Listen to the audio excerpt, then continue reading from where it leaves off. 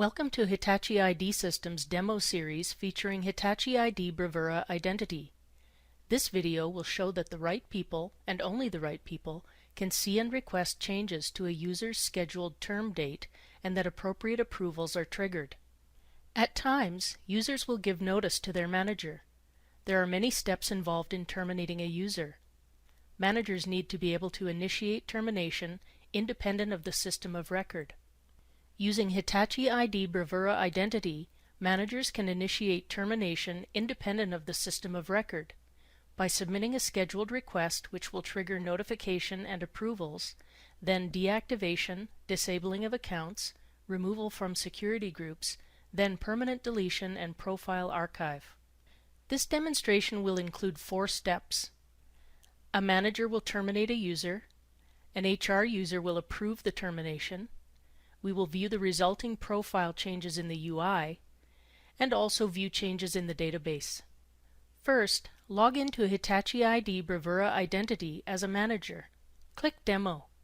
Expand the Finance role, and select Bonnie Luton. Click Bypass Authentication. From the Profile menu, select Browse the org chart. Scroll down to locate the user you wish to terminate.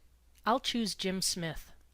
On the right of Jim's card, click the Options arrow here. Then select View and Update Profile. Scroll to the bottom of the page and select Scheduled or Deferred Termination. Choose the month and date of termination. Add any notes regarding the request, and click Submit. A notification will appear at the top of the screen. Click on the notification to view your request. To view a detail summary, click on the Request row. To view more request details, click on the Request Number link.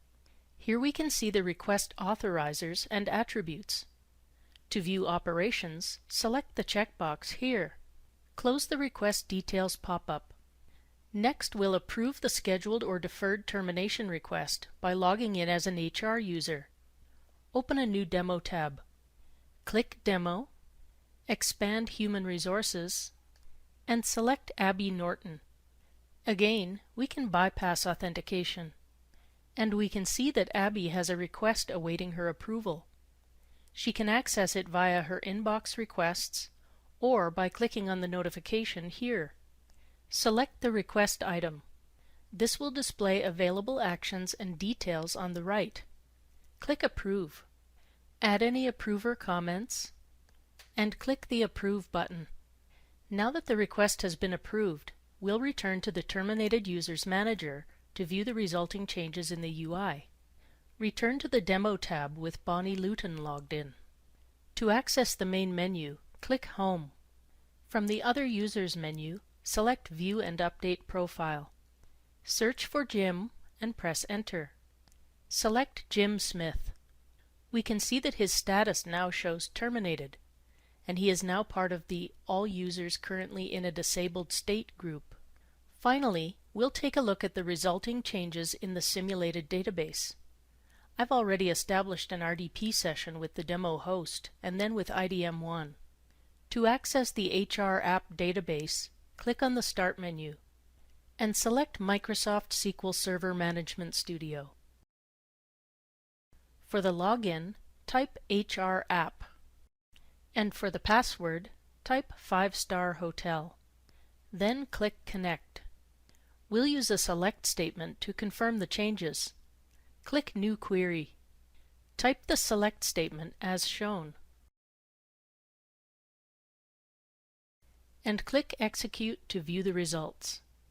Locate the terminated user in the results list. Scroll to locate the status column, and note that the status equals term and the end date has been updated. This concludes our demonstration of scheduled termination using Hitachi ID Bravura Identity. Thanks for tuning in.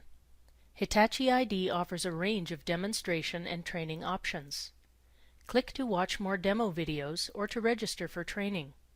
Visit our website to learn more.